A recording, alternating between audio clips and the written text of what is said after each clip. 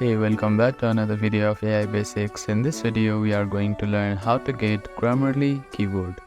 First of all, make sure that you are connected to your internet. After that, find and open App Store or Play Store on your device. In the search bar, type in Grammarly.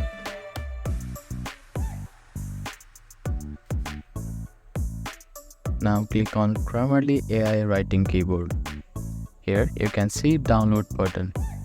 If it is the first time downloading, you may need to verify using a Face ID, fingerprint or a password. After the download is completed, you can click on Open to use the application. You can also find the application on your home screen. Simply tap on it to use it. So that is how you can get Grammarly keyboard on your device. Thank you for watching this video. Please do not forget to like, share and subscribe to our channel and comment down if you have any queries.